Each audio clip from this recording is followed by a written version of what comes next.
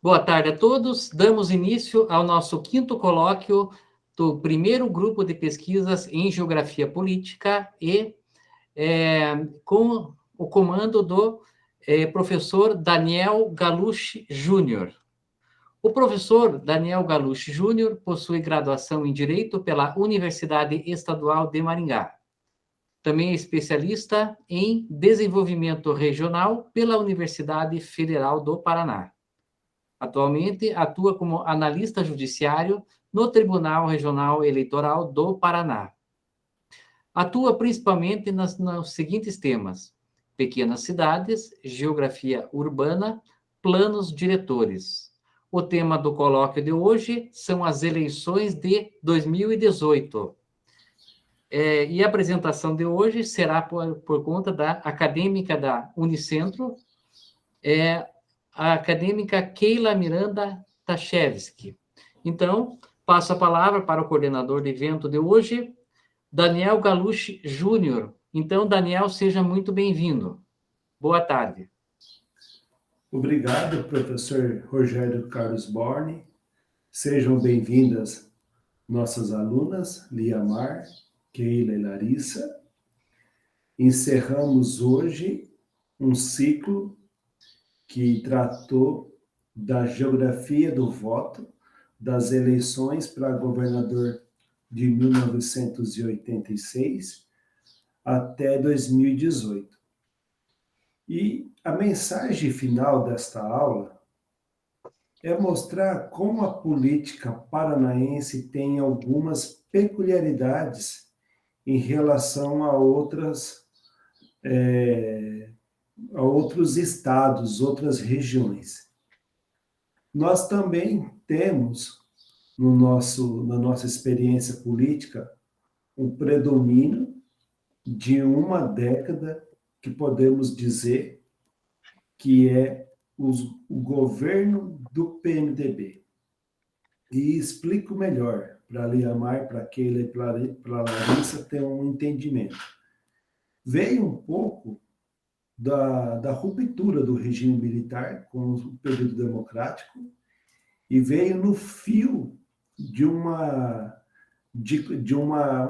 quase de um bipartidarismo versus o antigo MDB versus a Arena, que se retratou entre o PMDB versus PDS, Partido Democrático Social, e, num segundo momento, a dicotomia PMDB versus PFL. Entendido? Podemos entender assim a década de 1980 como são 3 governadores seguidos do PMDB. Isso mostra a força desse partido no período pré-constituição de 1988 e caminhando para a década de 1990. Outro detalhe que nós precisamos entender na política paranaense, em que no estado do Paraná, e é muito importante dizer, nós não temos a polaridade PT versus PSDB. Não é verdade? PT e PSDB têm muita influência no Paraná, porque de 1994 até 2014, esses dois partidos polarizaram a política brasileira, só que traduz isso no Paraná o requianismo versus o lernismo. Tudo bem, Liamar, Keila, Larissa? É muito evidente que entre 1998 até a eleição de 2010, nós temos, podemos dizer 1990, mas durante 20 anos em que o requianismo e o lernismo foram 2 grupos distintos e que polarizaram a política paranaense e tivemos poucos grupos orbitando, apoiando ora o Requião, ora o Lerner. E qual a família que não se encaixa em nenhum desses dois grupos? A família Dias. Tudo bem? Compreendemos também? Porque, ora, a família Dias, na figura do Álvaro ou do Osmar, são elegeram-se apoiados pelo grupo de Requião, ora apoiado pelo grupo de Lerner. E realmente, desde a vitória de 1986, nenhum membro da família Dias alcançou o Palácio Iguaçu, ou seja, a sede do Executivo Estadual. Perfeito? Isso serve também para entendermos a geografia do voto. Outro detalhe que Larissa, Keila, Liamar, ainda mais Keila vai falar agora, é que não existe uniformidade entre as regiões paranaenses. Não existe, não consegui perceber regiões homogêneas onde certos grupos não têm acesso aos votos. Tudo depende do contexto, mas o Paraná é um estado conservador. As eleições de 2018 vêm demonstrar, tanto no âmbito estadual quanto no âmbito federal, é importante na explicação da Keila, uma face mais verdadeira do eleitorado paranaense, que culminou com a votação de Jair Messias Bolsonaro para presidente da República e Carlos Roberto Massa Júnior para o governo do estado. E vamos falar um pouco mais sobre o governador Ratinho. Antes, precisamos fazer mais alguns aspectos, algumas informações da última década. Também podemos interpretar o mandato de Beto Richa como um sucessor do grupo, um herdeiro do grupo político de Jaime Lerner. As famílias que apoiaram Lerner na Assembleia Legislativa ou têm ramificações nos municípios, foi base de apoio para que Beto Richa tivesse sempre maioria confortável na Assembleia Legislativa, e isso resultou nas vitórias convincentes da eleição para prefeito de 2004 e 2008, para prefeito, 2010, 2014 para governador. E agora nós vamos falar do atual governador Ratinho Júnior, que fez carreira própria, no início apoiado pela popularidade do seu pai, Carlos Roberto Massa, o famoso Ratinho, apresentador de televisão do SBT. E você perceberá, minha cara aluna, como a conveniência desse personagem da política, a facilidade do Carlos Roberto Massa Júnior, o Ratinho Júnior, apoiar sempre ser um membro de governo, nunca ser um membro de oposição. Perceberemos que até 2012, Ratinho Júnior estava alinhado ao grupo político que dava sustentação na Câmara e nos estados aos governos petistas. E, a partir da sua derrota para Gustavo Frutti em 2012, onde, e eu até me lembro muito bem, houve uma discussão no Paraná e uma certa mágoa, frustração da presidenta Dilma não apoiar publicamente Ratinho Júnior para prefeito na eleição de 2012 na capital. a sua, a sua liderança, o seu prestígio, acaba indo para o governo Beto Richa, onde ele passa a ser secretário de uma das secretarias mais cobiçadas no primeiro escalão paranaense, que é a Secretaria de Desenvolvimento Urbano, que é a secretaria onde o secretário tem o mesmo poder do governador de orientar, ordenar e favorecer grupos políticos com obras.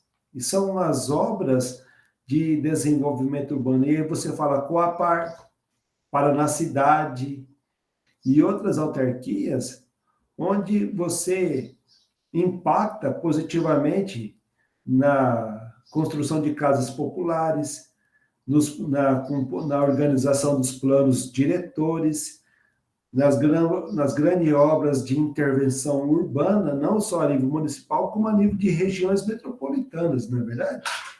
Então, é isso que fica. Ratinho Júnior, desde que ele, com menos de 20 anos, entra na política paranaense, ele mudou de partido algumas vezes, e sempre partidos com uma postura um pouco fisiológica. Começou no PSB, de 2003 até 2004, e para não errar nas datas, vamos falar mais por ciclos políticos, ele entrou no PSB, já em 2004 entrou no PPS, em 2006 ele já estava no PSC, ficou no PSC bastante tempo, sempre com o domínio do diretório estadual, para depois ir no PSD. E Ratinho Júnior, ele sempre foi cargos, nunca teve um cargo municipal, viu, Keila? Sempre cargos no governo estadual, na Assembleia Legislativa. Então, ele foi deputado estadual na legislatura 2003-2006, passou duas legislaturas, 2007, 2010, 2011, 2014, na Câmara dos Deputados, sempre muito bem votado, sempre utilizando o prestígio do pai, fazendo a sua carreira política própria e com recursos, né, para gastar, recursos próprios. Não precisava de patrocinador da sua campanha. Algo muito impactante, como já disse, foi a eleição municipal de 2012, onde seu grupo político jogou todas as fichas na disputa da capital. Por quê? Beto Richa não terminou o mandato 2009 a 2012. Ele virou governador no meio do caminho. Seu vice-prefeito terminou o mandato. E sempre que, quando acaba um ciclo político de um prefeito, quando não há disputa de reeleição, a disputa é mais igual. A disputa, o uso da máquina assim não fica tão evidenciada, há sempre a novidade de uma liderança nova ganhar essa eleição.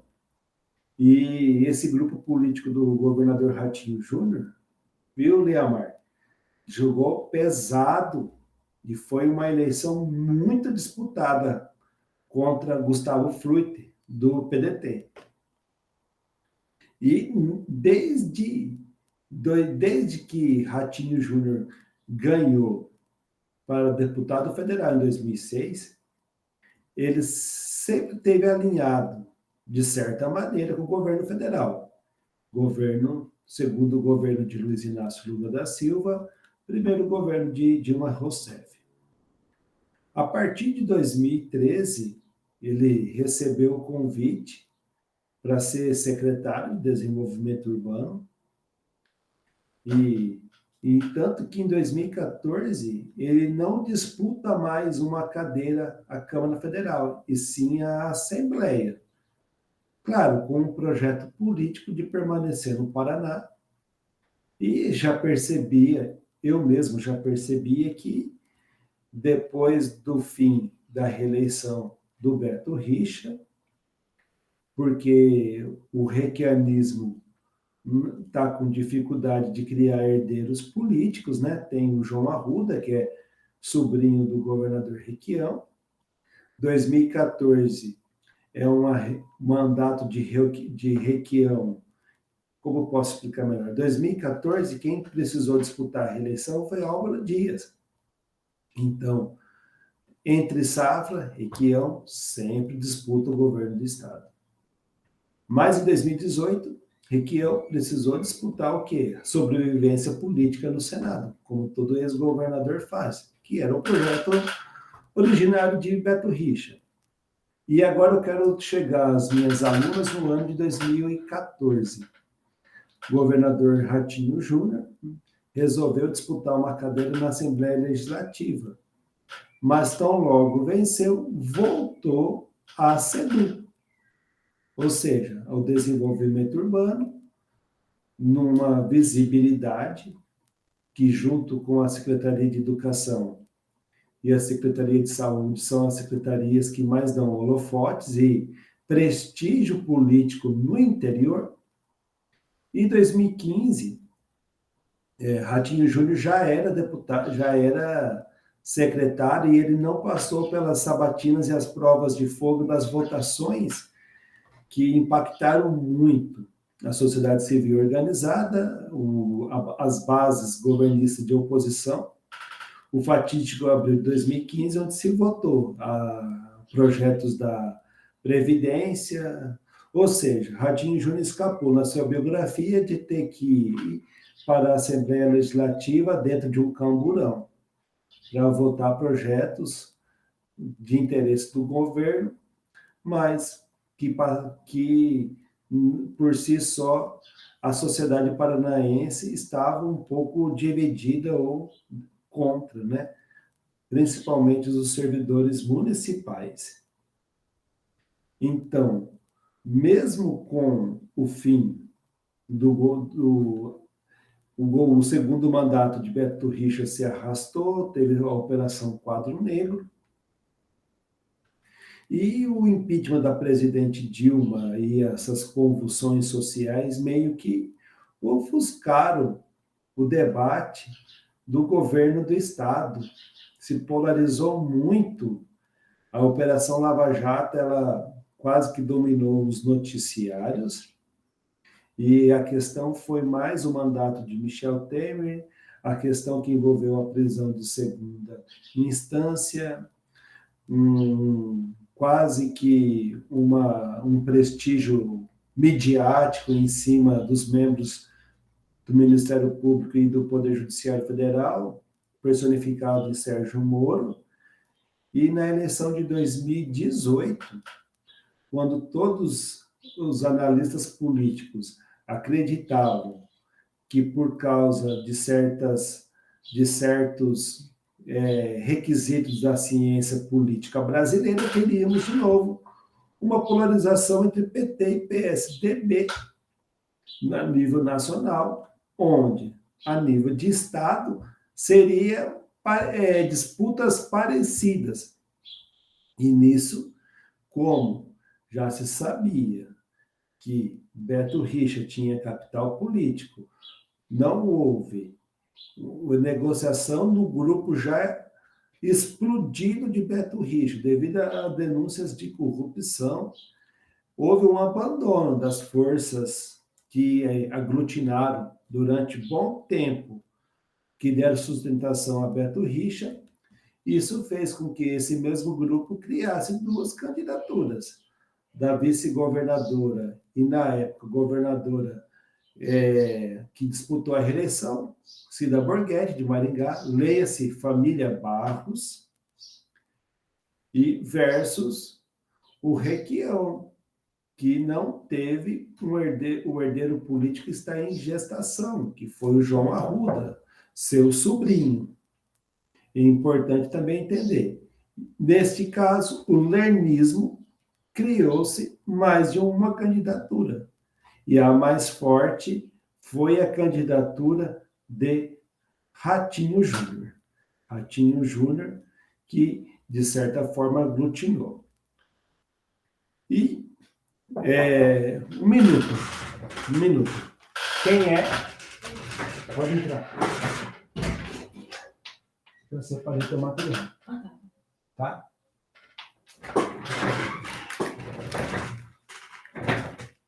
Obrigado. E agora estamos em 2018. E até é interessante a apresentação da Keila, para a gente entender um pouco de estatística, né? Ela foi atrás de livros e de dados da Justiça Eleitoral. E o que eu quero deixar como mensagem final para as nossas alunas, para o professor Rogério, é que há um caminho para trilhar dentro das instituições, dos estabelecimentos de ensino, sobre a política dos governadores do Paraná. Que existe uma nitidez, assim, existe polaridade, existe os grupos rivais, existe os acordos, existe as regiões que são distintas entre si, que o que une os paranaenses as suas peculiaridades regionais, culturais, econômicas, mas na hora do voto o paranaense tem um pensamento muito semelhante. Não importa se ele é um eleitor do extremo noroeste do Paraná, do sudoeste, ou das mesorregiões norte-central, ou da região metropolitana de Curitiba.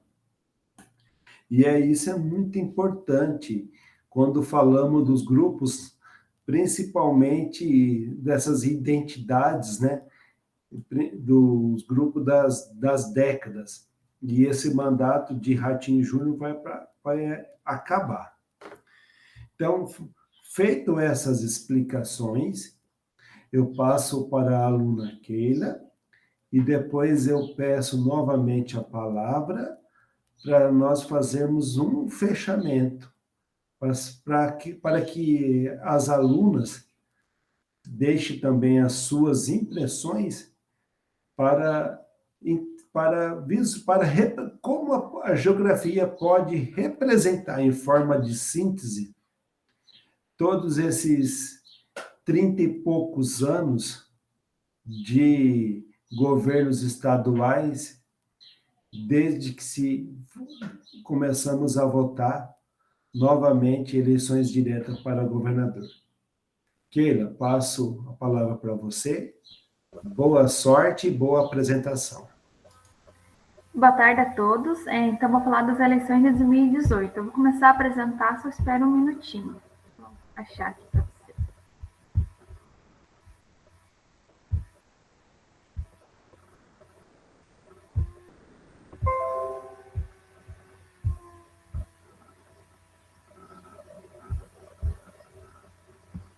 Então, vou falar das eleições de 2018. Mas antes de começar a falar das eleições, vou falar da Carolina Gallier. Então, a Carolina é uma professora da American University.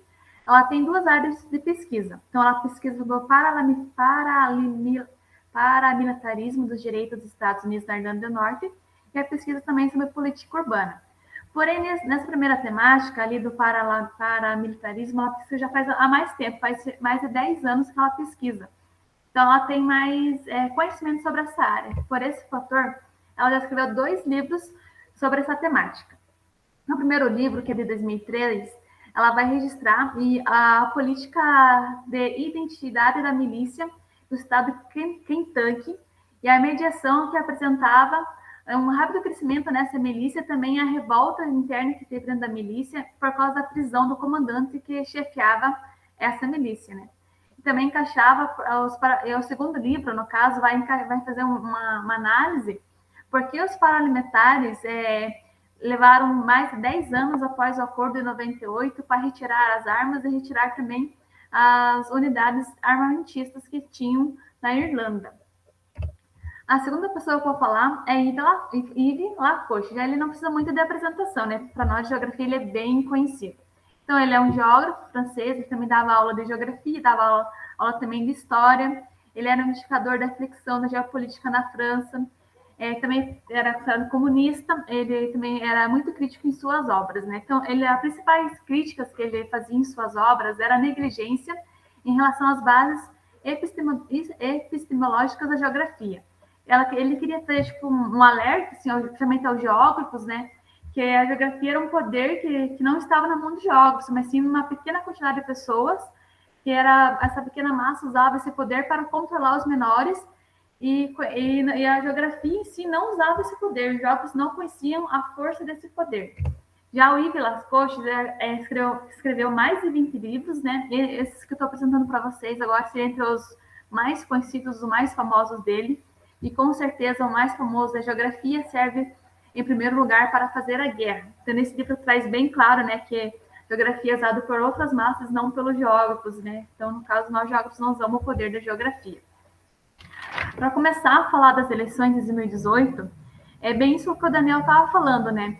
Que eleições, tanto do governo aqui do Paraná, quanto no caso da presidencial também, estava muito relacionado. Isso começou lá em 2014, quando a Dilma, né, no caso, foi reeleita, ela já assumiu o segundo mandato já com o início de uma crise ali, né? Teve ali, no caso, a Lava Jato, né, que veio, no caso, já foi montado para tentar derrubar a Dilma. Também teve já o golpe golpe político, onde o Temer acabou assumindo o poder. E isso e também com essas condições veio surgindo, no caso, no Brasil, uma luta, digamos assim, contra a corrupção. Então, tudo que era o PT era corrupto, quem era contra o PT, no caso, seria os corretos. Então, com isso foi surgindo também o Bolsonaro. E por que eu digo que as eleições, no caso do presidente para o governador do Paraná, estão muito relacionadas? Primeiro fator que o Bolsonaro deu apoio, no caso, ao Ratinho, até mesmo gravou alguns vídeos onde o Ratinho divulgou nas redes sociais, que é algo que foi muito marcante nessas eleições, foi o uso das redes sociais. Foi até liberado nessas eleições de 2018 a ter propaganda paga, né, dentro das redes sociais, falando de política e até mesmo dos candidatos, onde, no caso, tanto o Bolsonaro quanto o Ratinho usaram bastante. Então, o Ratinho acabou divulgando esses vídeos do Bolsonaro, apoiando ele nessa candidatura. Então, aí começou a relação dos dois. E, além disso, as cidades onde o Ratinho recebeu o maior número de votos também teve relação com as cidades onde o Bolsonaro teve o maior número de votos. Vamos falar um pouquinho então dos candidatos. Antes dos candidatos, né, falar dos pré-candidatos. Como o Daniel estava falando, né, tivemos a Cida Borghetti como pré-candidata, tivemos Ratinho, também tivemos Osmar Dias como pré-candidatos ao governador. Porém, antes, nesse início desses 3 pré-candidatos, a Cida e o Ratinho eram vistos como a continuidade do Beto Richa. Por quê? Cida, no caso, foi a vice-governadora, que quando o Beto Richa, em março, pediu para ser do cargo para tentar uma eleição ao Senado, foi a Cida que assumiu, no caso, o governo do Paraná. Então, ela já tinha o mesmo pensamento e daria continuidade a esses projetos de Richa. E também, como o Daniel falou, o Ratinho Júnior, ele era secretário estadual do Desenvolvimento Urbano, então ele também ia com o mesmo pensamento de Richa. Então, nesse caso, quem era o oposto, ele seria mais Osmar Dias. Tanto que nessas primeiras pesquisas de porcentagem de votos, o Osmar Dias e Ratinho estavam quase empatados ali. No caso, estava o Ratinho com 34%, em média 34%, tinha Osmar Dias com 28%, e Cida estava com 5% das intenções de votos. E tinha bastante diferença dessas pessoas que iriam votar entre eles. Por exemplo, do Osmar Dias, destacavam pessoas já um pouco mais velhas, um pouco mais idosas, pessoas que tinham mais dinheiro, pessoas que ganhavam cerca de 5 salários mínimos por mês. Já que os eleitores do Ratinho eram pessoas mais jovens, pessoas um pouco mais pobres, que não recebiam tanto, pessoas somente, às vezes, com ensino médio completo. Então, era um público bem diferente que estava sendo disputado ali nessas eleições. Mas, já em agosto, Osmar Dias acabou cancelando ali sua candidatura. Mas por que ele chegou a fazer isso? Um dos fatores que ele alega foi que ele recusou o apoio do MDB, então isso acabou prejudicando ele. e com isso ele acabou perdendo tempo na propaganda gratuita do que tem no Estado, tanto na rádio quanto na TV. Então ele ficou, digamos assim, não gostou disso, acabou cancelando, renunciando à candidatura dele. Então, após essa renúncia do Osmar Dias, né, o Ratinho já ficou em disparada em relação às porcentagens de votos, né? Então, o Ratinho já aumentou para 45% ali da intenção de votos. Cida também teve um aumento, mas não foi tão significativo, ela foi apenas para 20%. Então, vou apresentar um pouco com mais detalhes cada candidato que tivemos. Então, temos Cida Borghetti, como eu já falei, ela foi vice-governadora. Quando o Beto Richa renunciou ao cargo, foi a Cida Borghetti que continuou a governar o Estado, então ela teria o mesmo pensamento de Richa. Tivemos o Dr. Rosinha. Então, o Dr. Rosinha, ele é um médico pediatra, nasceu em Rolândia, que é na região do norte do estado do Paraná. Ele foi vereador de Curitiba em 88. Ele já foi deputado estadual, deputado federal. Temos o Genósio Marinho. O Genósio, ele é economista e ele está, digamos assim, participando da política desde 91, porém ele nunca foi eleito para nenhum cargo. Temos João Arruda, que também o Daniel falou bastante da relação dele com o Requião. O João Arruda ficou bem conhecido porque ele, no caso, ele era o presidente da comissão que aceitou, no caso, a Lei Maria da Penha virtual, que, no caso, ela ia acabar, digamos assim, para proteger as mulheres ali que sofressem alguma exposição, tanto por fotos e por vídeo nas redes sociais ou pela internet. Temos o Jorge Bernardi. Bernardi nasceu em Santa Catarina, é um professor universitário, já exerceu 6 mandatos de vereador. Ele também já foi presidente da Câmara de Curitiba. Temos a Priscila. A Priscila, no caso, ela é professora, ela é formada em Direito, é formada em Artes Visuais também. Temos o Ogier Bush. Então, esse aqui, nas eleições de 2014, ele recebeu um grande destaque, porque nas eleições de 2014 ele foi uma laranja, no caso, ali, para atacar o Requião. Então, no caso, ele dava, digamos assim, para dar um certo apoio a Beto Richa, ele atacava a Requião. Então, esse foi, digamos assim, o principal destaque dele nas eleições de 2014. Mas o Bush, no caso, ele é comentarista político em rádio e TV. Temos o professor Ivan. No caso, o professor Ivan, ele é professor da rede estadual há mais de 20 anos, ele já teve várias profissões, já foi vendedor, já foi polícia militar, já foi carteiro. Temos o professor Piva. No ano de 2000, o professor Piva foi eleito vereador em Almirante Tamandaré. E temos também, por último, mas não menos importante, né, Ratinho Júnior. Então, como o Daniel citou, o Ratinho Júnior, ele ficou principalmente mais conhecido por causa do pai, que é o Ratinho, por causa do programa de televisão. E Ratinho, quando ele começou a surgir na política, ele começou a surgir com muito apoio, né? Principalmente por causa do pai dele, porque o pai dele, no programa de televisão que ele apresenta, ele sempre critica os políticos que são ruins. Então, quando ele começou a surgir na política, acreditava-se que o Ratinho seria igual o pai, né? Ia ser contra os políticos ruins e teria um apoio maior da população por conta disso. Então, o Ratinho Júnior se destaca ali por estar sempre na política, no âmbito estadual. Então, na relação ao Beto Richa, ele era secretário estadual de desenvolvimento, então ele também vinha com ele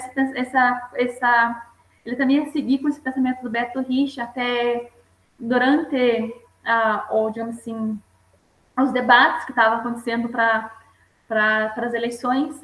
Tanto Cida quanto o Ratinho receberam muitas críticas por causa dele estarem, digamos assim, tendo o apoio do Beto Richa. Porque o Beto Richa é um dos fatores que, digamos assim, que o Beto Richa foi muito criticado, foi aquele de 29 de abril, onde teve aquele confronto da PM com os professores. Daí, com essa atitude do Beto Richa, digamos assim, ele subiu para quase 55% dos paranenses não estavam de acordo com o governo dele. Então, a maioria da população do Paraná não estava gostando do governo dele, e mesmo assim, com grande rejeição do governo, de quem ele apoiava, que no caso era Ratinho Júnior e a Cida Borghetti, eram, no caso, os dois bem votados nas pesquisas eleitorais, né? Então, aqui, pessoal, estou mostrando para vocês os partidos e os candidatos, né? Quem apoiou quem, basicamente.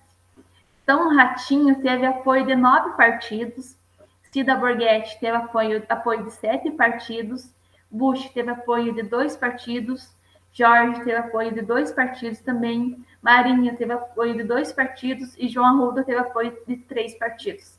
Os demais candidatos não receberam apoio de outros partidos, somente dos partidos que eles eram afiliados.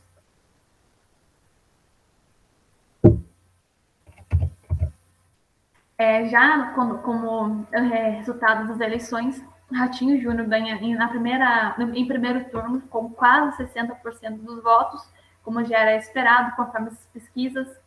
Cida Borghetti com 15,53%, João Arruda com 13,19%, Dr. Rosinha com 8,66%, Professor Piva com 1,09%, Professor Jorge com 1%, Genósio com 8,34%, Professor Erivan com 0,12%, Priscila com 0,08% e Bush com 0,0%.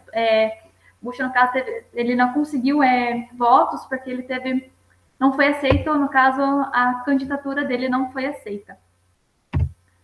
Aqui vai estar mostrando uma imagem para vocês em relação, no caso, de cada município com o candidato mais votado, né? Então, dos 399 municípios do estado do Paraná, Ratinho foi a mais votada em 382, Cida Borghetti em 88, João Arruda em 8, Dr. Rosinha em um município.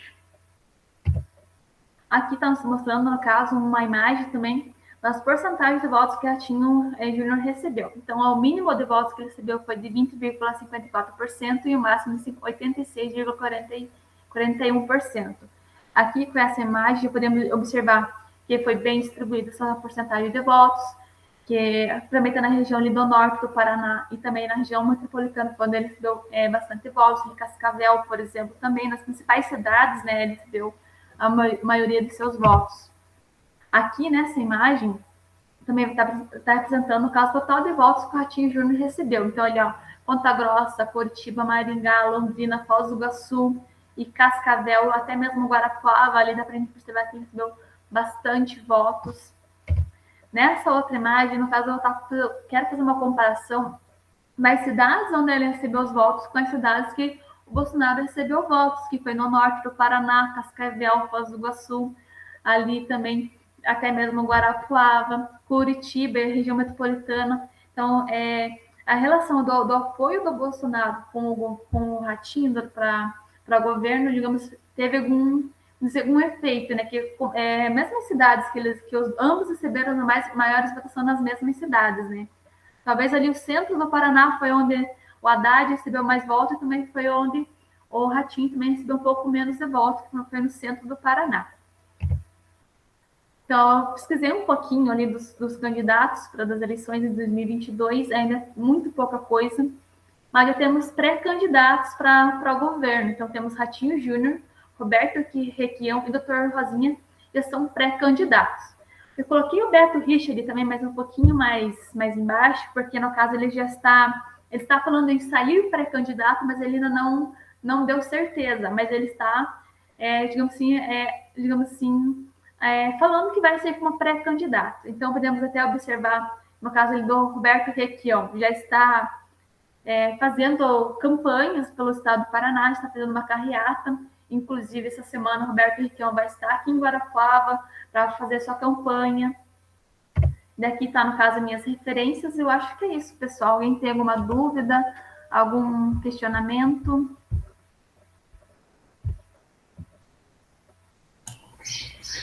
Parabéns pela apresentação. Acredito que esses mapas sejam inéditos, né? Referente a grau da eleição, usou mapas temáticos. E parabéns, Keila. Gostei muito da sua apresentação. Você lembrou novamente da família Dias, que eu tinha comentado de maneira superficial. Você mostrou que realmente Ratinho Júnior ganhou em mais municípios paranaenses do que o próprio Bolsonaro no primeiro turno. E faço uma pergunta a você, e depois eu quero a resposta da Liamar e da Larissa. Em 2018, eu particularmente, dentro da Justiça Eleitoral, foi uma eleição muito difícil na questão de urnas, por causa da biometria. Nós tivemos muita dificuldade por causa do recadastramento biométrico. Então, a minha preocupação foi que não as filas, porque ia se votar em 6 nomes, ia dar conflito. Eu fui surpreendido, como quase todo mundo, pelas redes sociais em agosto, que eu vi o tamanho do bolsonarismo e do antibolsonarismo. Agora que já se passou 3 anos, na sua opinião e a impressão, o alinhamento de Bolsonaro e Ratinho Júnior é mais ideológico ou mais pragmático? Depois eu quero ver a opinião da Liamar e da Larissa também. Eu acho que não é tanto ideológico. Eu acho que, no caso do Ratinho, ele foi mais pro lado que ele achava que ia ganhar. E no caso do PT e do Haddad, já era meio visto que ele ia perder por causa dos anti-PT, né? Que no caso ali, como a Dilma já estava no seu segundo mandato, já era vários mandatos consecutivos do PT, e o PT sendo acusado de... esqueci a palavra... de corrupção. Então, no caso, ele já tendo visto ali que o PT, no caso, ia perder, ele quis ir para o lado que seria contra o PT, que no caso era o Bolsonaro. Então, ele foi para o lado que ia vencer. Então, tendo o apoio do Bolsonaro, ele sabia que talvez ele recebesse mais votos aqui no Estado. E o que eu acho que até mesmo influenciou, porque como nas últimas eleições as redes sociais foi algo bem marcante, né?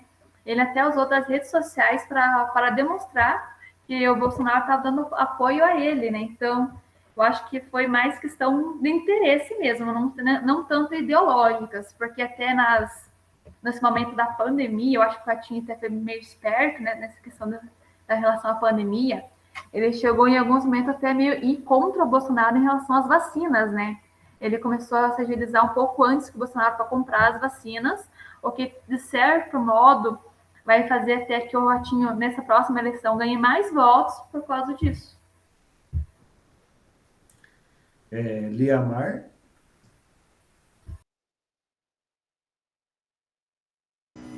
Oi. Então, eu não consigo ver como ideológico, e vou fazer o caminho contrário da Keita. Vou começar pelo presidente. E assim, se a gente tem um presidente sem partido há mais de 2 anos, então a ideologia dele não seria partidária. Seriam interesses dele, interesses políticos, mas não uma ideologia partidária. Eu vejo sempre esse esvaziamento em relação ao partido. Muitas vezes se usa o partido para se obter o ganho, que seria a conquista do cargo político que está sendo almejado. Mas não necessariamente que a pessoa que esteja à frente daquele partido, em boa parte do nosso cenário político, aquele representante esteja de acordo com os preceitos ideológicos do partido que ele representa. E o próprio nosso presidente nos demonstrou isso. Está há mais de 2 anos sem um partido que o represente. E pelo que a gente está vendo, ele está em busca de um partido que provavelmente o leve a vencer novamente as eleições. E não ao partido que melhor corresponde às suas ideologias ou a sua forma de entender a política, de entender as articulações, não é justamente em relação ao partido assim que os nossos representantes políticos pensam. Acredito que são poucos os políticos que realmente tenham essa ideologia partidária, que defendam, se são de tal lado, com tal ideologia. Normalmente, eu vejo muito mais ir em busca dos seus interesses, independente da ideologia do partido. Obrigado. Larissa? Bom, eu faço eu tenho um pensamento muito parecido com o da Lia. Eu acho que a colocação, né, que a gente tem na política, o presidente, ele é o topo, né, o topo da cadeia, então eu vejo que ele deveria sim ter um poder, ele tem poder, mas ele deveria ter mais postura, de acordo principalmente com as decisões em que ele toma, porque isso gera várias consequências. No caso do governo do estado aqui do Paraná, eu vejo que o Ratinho Júnior, ele se elegeu muito baseado numa política contrária à política do Beto Richa, talvez, porque quando ele viu que, em alguns casos, não todo, né, porque ele é muito parecido com o Beto Richa, mas quando ele viu que algumas classes trabalhadoras estavam se portando contra ao atual, que no momento era o governo Beto Richa, que depois caiu e tudo mais, ele teve algumas colocações favorecendo, né, teve objetivos políticos que não exatamente favoreciam, mas que trariam melhores condições a essas pessoas. Então, eu vejo, por exemplo, a classe dos professores, né? Ele fez algumas propagandas enganosas, e isso fez com que ele ganhasse mais votos, consequentemente, mas ele não soube cumprir essas propostas políticas, principalmente, né, em que ele colocou no jogo ali no momento do período eleitoral. Assim como o governo Bolsonaro, ele fez propostas políticas absurdas e convenceu pessoas que tinham os mesmos pensamentos que ele, principalmente, né, a respeito do porte de armas. Então, eu vejo que eles usaram de discursos políticos de convencimento. A partir do momento que eles convenceram um público, eles conseguiram maior número de votos, e também teve a questão do antipetismo, né, o que foi extremamente resultante, né, consequente e resultante, né, no desenvolvimento da política, mas principalmente no resultado da eleição de 2018. Então, nós temos vários componentes. Primeiro, o bolsonarismo, ele não possui sigla partidária, certo? É o outsider, é o candidato avulso. Segundo mito derrubado, Osmar Dias queria tempo de televisão, que visualização errada. Bolsonaro não tinha tempo de rádio e TV, mas tinha as redes sociais. Terceiro, a herdeira política do mandato de Beto Richa se tornou Cida Borghetti.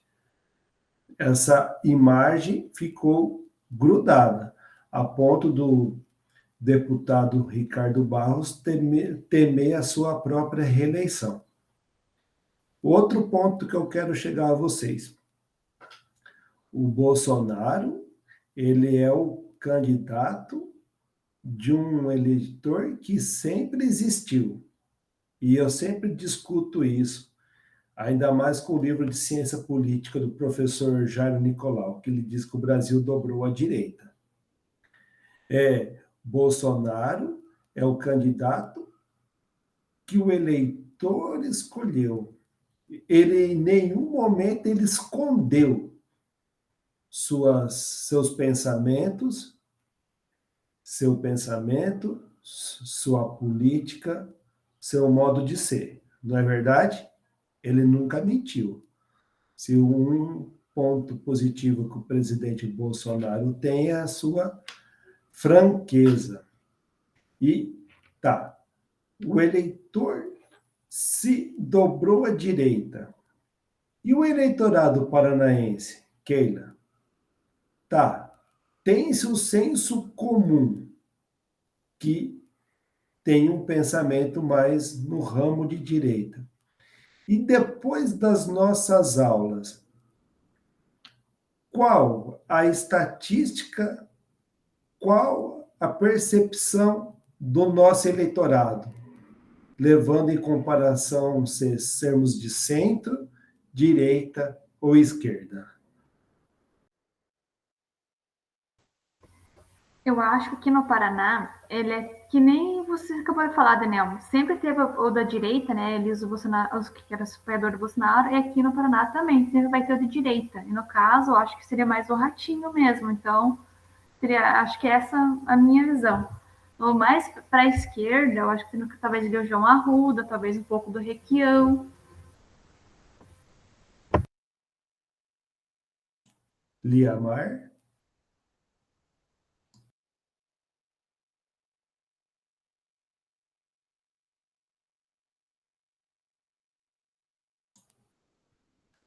Larissa? Acho que a Liamar deve estar. O que você acha, Larissa? Bom, eu vejo que esses eleitores, eles sempre existiram, só que chegou num dado momento que eles encontraram alguém que tinha pensamentos muito próximos dos deles. Então, eles, né, convenceram-se de que o Bolsonaro seria a melhor escolha. Na eleição de 2018, teve muitos candidatos no primeiro turno, né, para a presidência, mas quando chegou ali no segundo turno, muitas pessoas que talvez... Só um minuto, chegou acho que uma entrega do correio aqui. Acho que a Liamar ela está no momento tarefada, mas... Certo. Posso falar, Daniel? Pode. Assim. Então, eu vejo muito mais uma... não assim que as pessoas se muitas vezes se ligam ao partido, mas muito a pessoa, principalmente quando a gente fala, por exemplo, de Guarapuava. Durante muito tempo a gente observa que as pessoas não votam em determinado partido. Elas votam na pessoa que está concorrendo ao cargo. Nós vamos ver assim um apego ao partido nas nossas últimas eleições depois do impeachment da Dilma. Daí sim, daí nós tivemos uma grande rejeição a um determinado partido. E parecia que para retirar aquele partido, qualquer outra opção serviria. Mas não que as pessoas estavam preocupadas com o partido que iria passar basicamente a gerir a política estadual, nacional ou local, mas sim tirar determinado partido do poder. Mas eu vejo assim que as pessoas votam muito na pessoa e às vezes não olham a qual partido esta pessoa pertence. E isso na escala municipal, para mim, representa muito, principalmente quando a gente está ou convive com municípios pequenos e a gente conhece essas articulações. Em uma determinada campanha eleitoral, o fulano está no partido C, depois ele migra para o partido D, depois ele migra para o partido A, justamente visando a sua eleição ou a sua perpetuação dentro do cenário político. Não necessariamente ligado à ideologia de cada partido. Então, assim, quando a gente vê o Ratinho chegando ao poder no Paraná, o Bolsonaro chegando ao poder federal, muitas pessoas votaram nele sim por querer tirar um determinado partido do poder, mas também por acreditarem que eles seriam um novo, que eles trariam a mudança. Mas o que muitos dos nossos cidadãos desconhecem é o fato de que estes políticos, eles não são novos. Eles já têm uma carreira dentro da política. Bolsonaro tem todos os seus filhos iniciados na vida política, exceto a menina que ainda é adolescente, uma criança, já passou diversos anos da sua vida, já tem uma longa carreira como político. Mas ele não se mostrava no cenário. Muitas pessoas o desconheciam. Muitos acreditavam que esta era a primeira eleição dele. E o mesmo aconteceu com o Ratinho. Muitas pessoas desconheciam que ele já figurou os entremeios da política. Às vezes votaram nele para deputado, para senador e até mesmo esqueceram. Aliás, senador não, deputado federal, estadual e até mesmo esqueceram na eleição seguinte. Mas além dele já ter concorrido para esses outros cargos, ele já trabalhou na Assembleia, ele já trabalhou à frente da gestão do Estado. Então, já tem uma carreira política. Então, às vezes, quando a gente aposta no diferente, que é não que esse diferente... A gente aposta no diferente, às vezes, tentando sair daquela mesmice. Requião, Lerner, Requião, Dias, Dias, Richa, Dias, Richa, Requião, por exemplo, em nível municipal. Você tenta sair desses polos, mas às vezes a gente desconhece que a pessoa que a gente está votando também já teve uma carreira. É importante o que você falou. Agora eu quero fazer um contraponto. No Brasil, a política é personalizada. Você é lulismo, varguismo, bolsonarismo. É o carisma dos seus líderes. Isso é claro.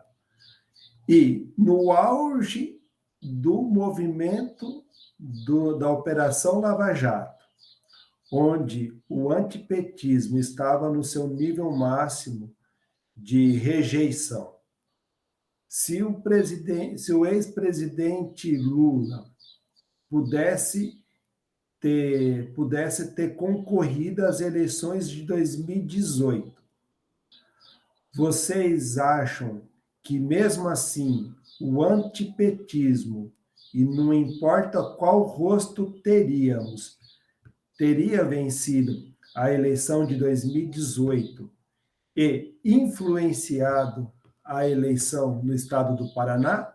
O que você acha, Keila? E depois de todas essas respostas, eu também quero a síntese do Rogério. Então, eu acho que se o Lula tivesse sido presidente na última eleição, eu não acho que o resultado seria outro. Eu acho que o antipetismo ia ganhar. Até porque na época das últimas eleições, o Lula era, digamos assim, um vilão, o cara que estava preso lá, né? Assim. Então, já nas eleições do governo do estado, eu não sei também se teria muita diferença. Porque desde o início ali o Ratinho era quem estava à frente, né? Antes mesmo do apoio do Bolsonaro, o Ratinho já estava à frente nos votos. Talvez ao segundo colocado talvez alterasse, talvez não fosse a Cida, talvez podia ser um outro candidato, talvez João Arruda, não sei. Mas eu acho ainda que quem venceria seria o Ratinho. Até por esses movimentos de antipetista que teria que ter quem apoiasse, ou quem o Bolsonaro apoiasse. Acho que seria isso. Liamar? Vamos ver. Larissa, já recebeu Correios? Sim, na verdade não era o Correio, era o Francisco. Ele veio me deixar a chave que ele está indo embora hoje para o Maranhão. Bom, dessa pergunta, o que eu vejo é que se o ex-presidente, o Lula, ele estivesse, no momento da eleição, se eu não me engano, ele estava preso ainda, né? Se ele estivesse concorrendo, eu penso que o resultado seria o mesmo que a gente já tem hoje, né? Provavelmente o partido contrário teria ganho, porque uma coisa as pessoas não esquecem, que é o histórico do partido político, né? E principalmente o histórico do político. Por mais que o Lula ele tenha sido inocentado, as investigações não deram em nada, mas naquele período ele era visto como vilão, igual a Keila comentou. Então, isso é um contra no momento da candidatura e do período eleitoral, porque principalmente no período em que a gente se encontrava em 2018, né, com muitas fake news, o Haddad e a Manuela Dávila enfrentaram muitas fake news. Então, imagine se o Lula estivesse solto, né? Eu imagino que esse auge de fake news, de mentiras, teria sido muito maior. Então, ao meu ver, provavelmente, né, aconteceria o que já aconteceu em 2018. O partido contrário, a oposição, teria ganho, que foi o que aconteceu. Muito por isso, por essas histórias, né, e ter colocado o candidato como vilão. Eu vejo que seria isso. Vamos ver se Liamar está aí. O Rogério quer colocar seu ponto de vista?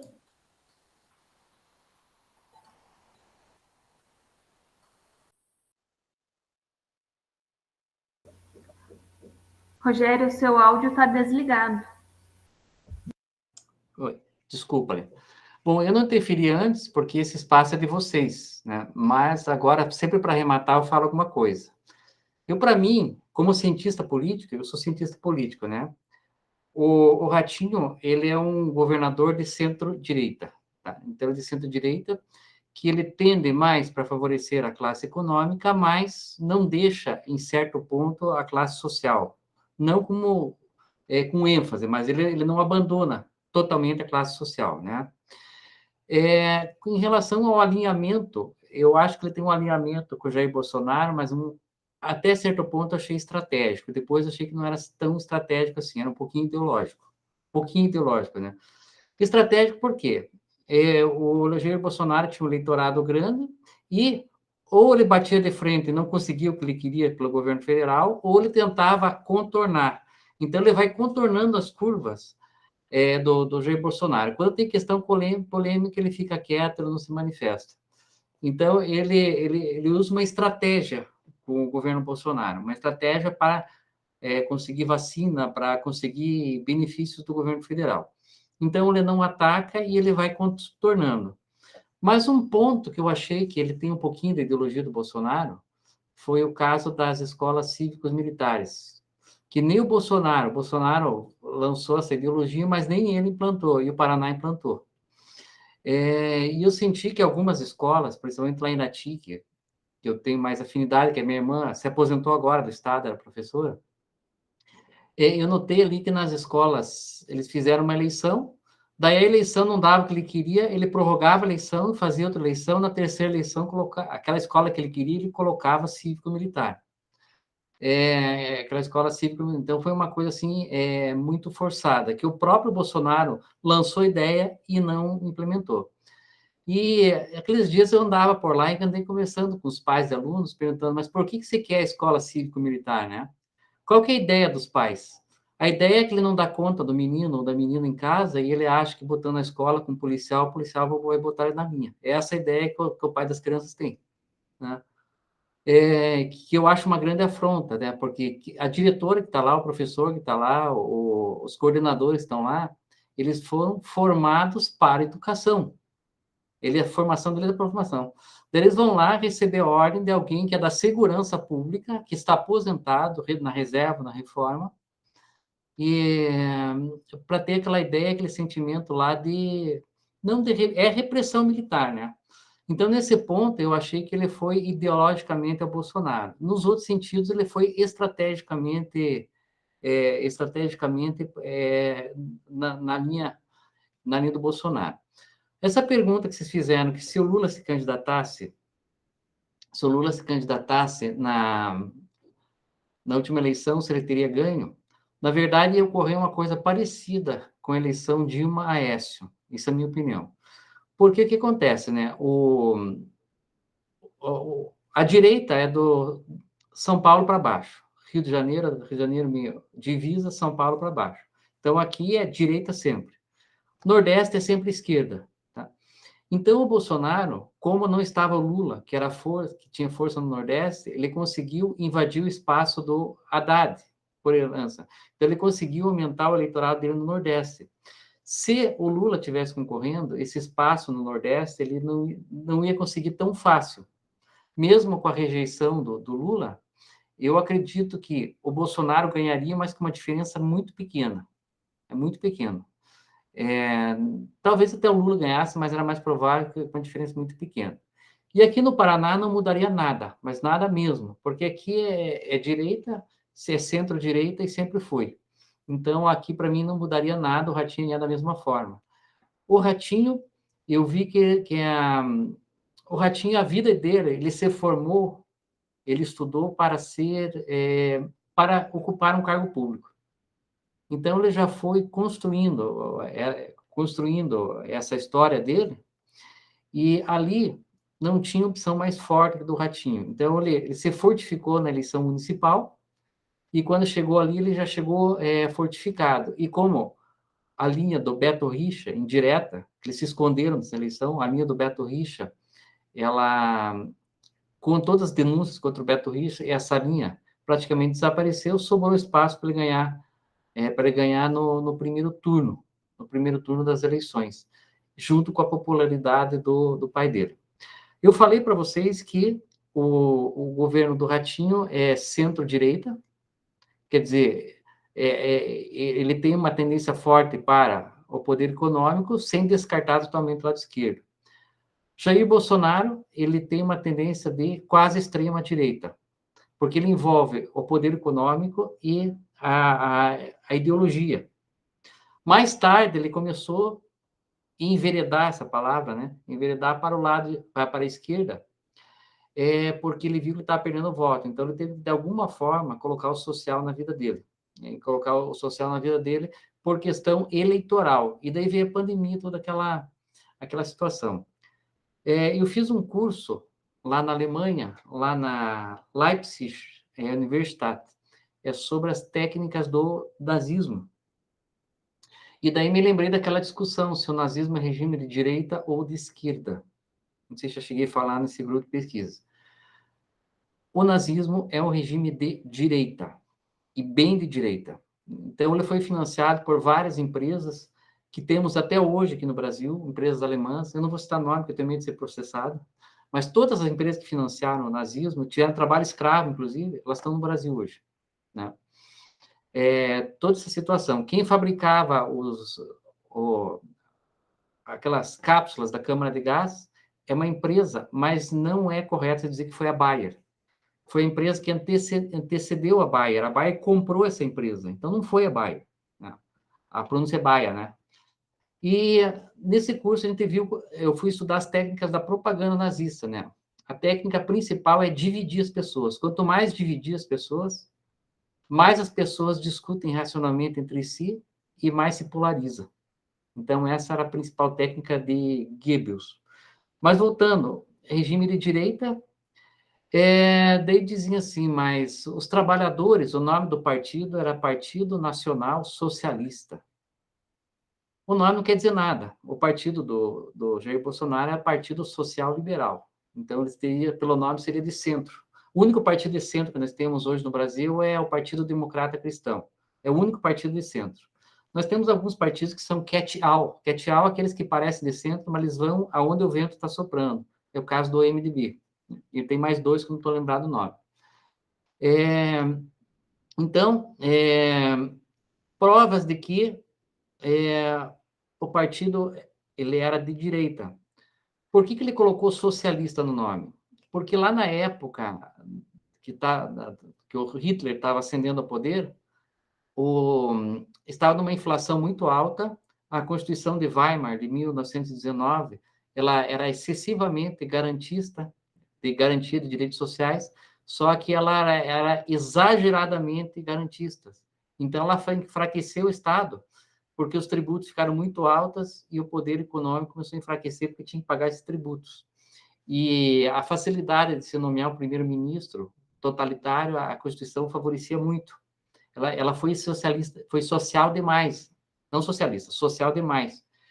E daí começou aquela crise, aquela inflação na Alemanha. Os comunistas, ou socialistas, comunismo nunca existiu no mundo, só existiu o socialismo. Os socialistas, eles começaram a entrar na Alemanha, a ideologia socialista. Os trabalhadores começaram a se organizar. Então, por estratégia de propaganda de Goebbels, que era o ministro da propaganda, ele começou a criar algo que diga que o partido se preocupa com o trabalhador. Então, ele começou a se implementar algumas políticas de trabalho e se implementou no nome Partido Nazista, Partido Social Nazista, ou Partido Socialista Nazista, né? Foi uma técnica de marketing que foi utilizado, né?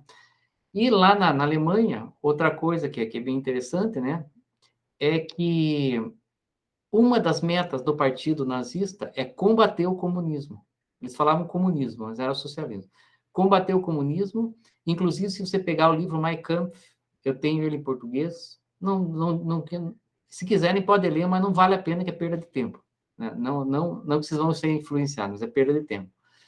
Várias passagens, ele combate o comunismo e o judeu Marx.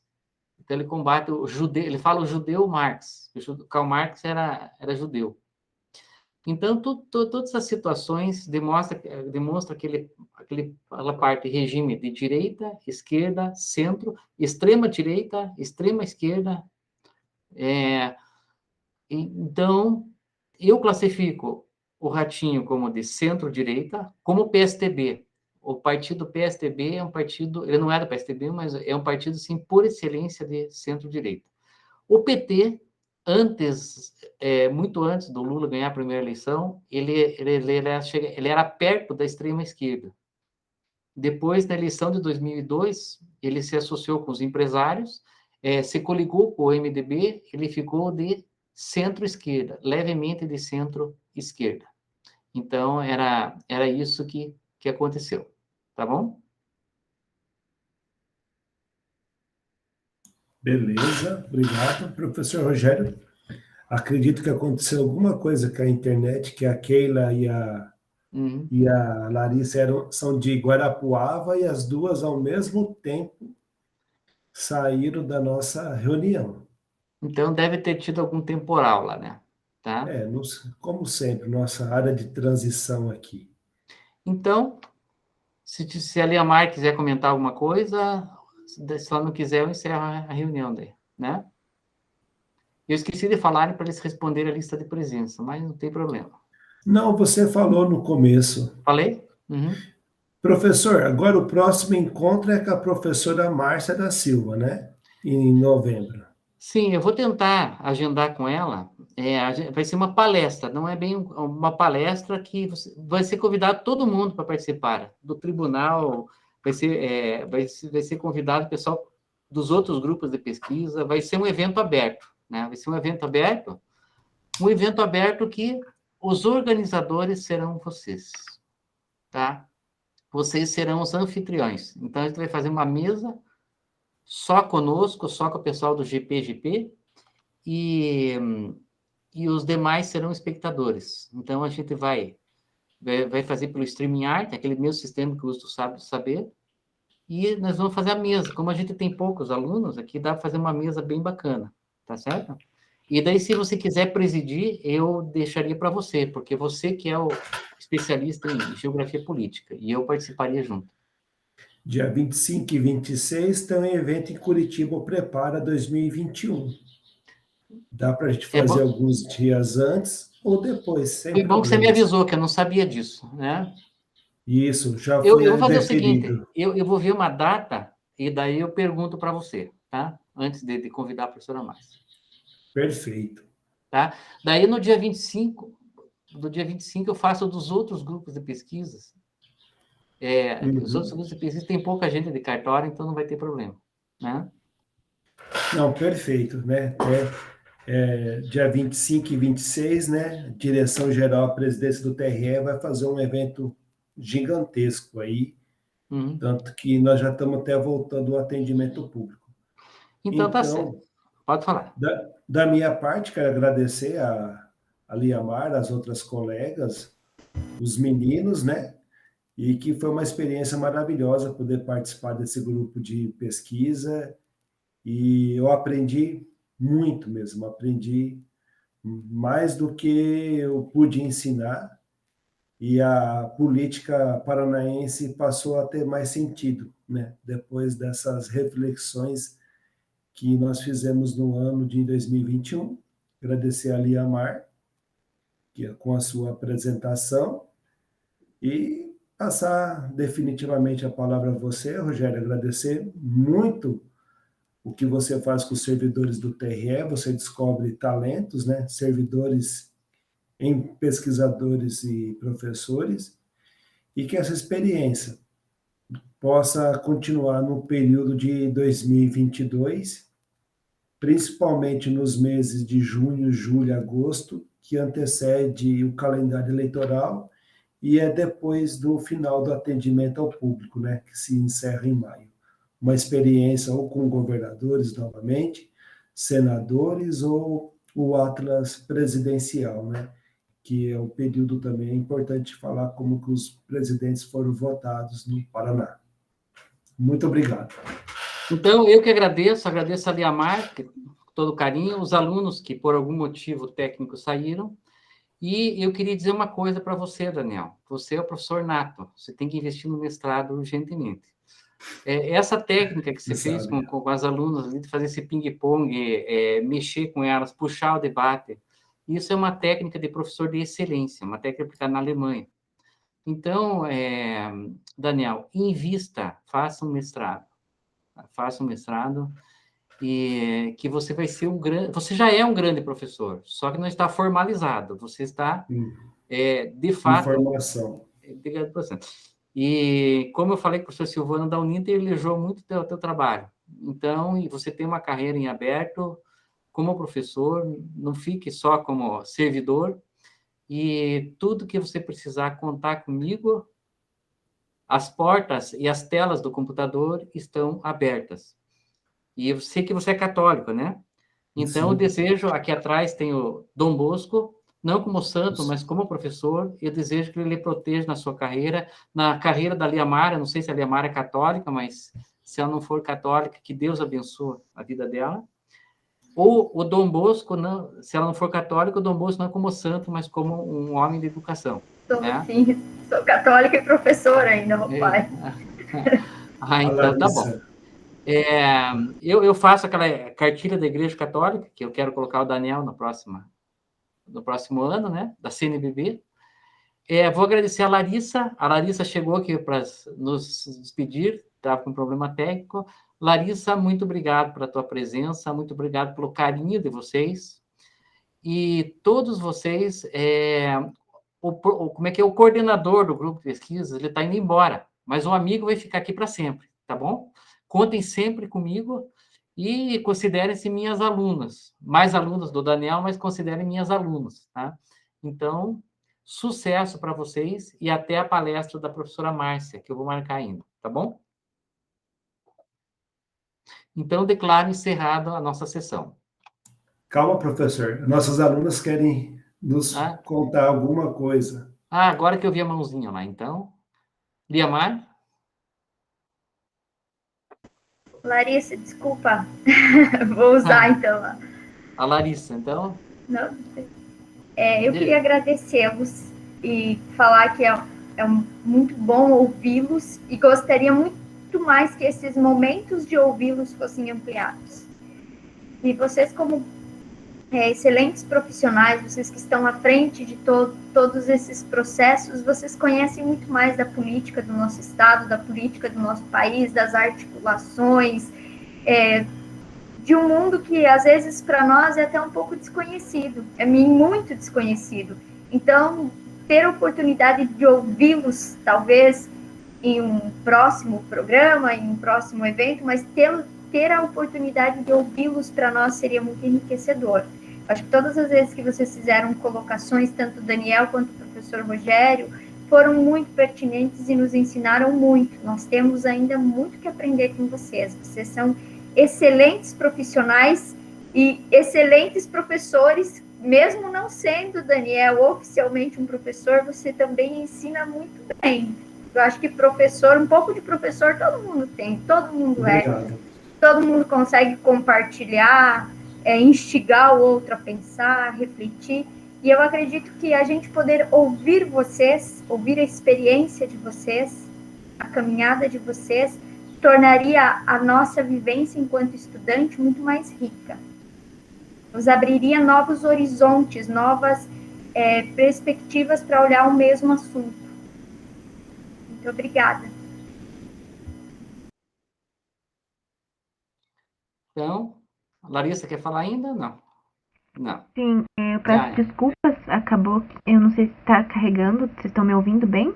Sim. Está carregando bem meu áudio? Caiu a internet aqui, acho que foi algum problema da net virtua aqui de Guarapuava, porque acho que a Keila caiu também. Aí eu consegui conectar pelos dados móveis do celular. Bom, eu agradeço, né, também, como a Liamar falou, eu acho que é interessante de ouvir vocês, vocês têm uma carga muito grande de conhecimento e isso é muito importante para nós, né, que eu ainda estou em construção, né, da profissão de geógrafo, da construção de pesquisador, e ter pessoas com tanta experiência, com tanto conhecimento, faz com que deixe a gente ainda mais curioso e atento para aprender mais. Então, acho que essa questão que a Lia falou de ouvi-los é importantíssima. Eu ressalvo isso. Acho que foi muito interessante, né? Toda essa passagem que a gente fez das eleições. Eu aprendi coisas que antes eu não tinha me atentado, eu não sabia. E é para isso que a gente está aqui, né? Para aprender cada vez mais sobre coisas novas e principalmente sobre assuntos que são do nosso estado, no caso, né? Que sobre as eleições estaduais, porque por trás de uma eleição a gente tem todo um cenário histórico, cultural, político que, em alguns casos, se a gente não se atentar, ele pode ser muito importante, né, para o resultado da eleição. Então, eu vejo que essa parte de geografia do voto, ela ficou bem explícita durante os nossos debates, né, a composição do Estado, quem eram os atores políticos daquele momento. E é isso. Eu agradeço muito, né, pela oportunidade de ter participado. E obrigada, Rogério, obrigada, Daniel, né, pelos ensinamentos, pela troca de conhecimento que a gente teve aqui nos debates. Então tá, eu agradeço para vocês. Outra coisa, esqueci de agradecer a vocês, porque eu aprendi muito com vocês, né? Vocês são de pós-graduação, né? São de pós-graduação, né? Não sei se todos, né? Frequentemente me pedem indicação de professor para ensino à distância. Muito bem pago, né? O Daniel andou. E eu tenho vocês já na minha lista. Eu tenho vocês na minha lista. Então, quando me pedirem indicação de professores para ensino à distância, com o perfil de vocês, então tenho certeza que vocês já estão no meu cadastro aqui. Não precisam aceitar, mas eu quero oportunizar isso para vocês. Eu conheço meio mundo de universidades aqui, né? De faculdades particulares. Então, tenho certeza que eu não vou esquecer de vocês. Eu aprendi muito com vocês, porque ninguém sabe tudo. E vocês trouxeram fatos assim que a gente desconhece, principalmente a política do Paraná. Tá certo? Então, declaro encerrado a sessão. E desejo sucesso para vocês. Sucesso, Tchau, muito tchau, obrigado, gente. viu? Sucesso a todos. Muito obrigada pela oportunidade. Até a próxima. Tchau, obrigada, gente. Até Tchau, mais. tchau. Tchau, tchau. Bom.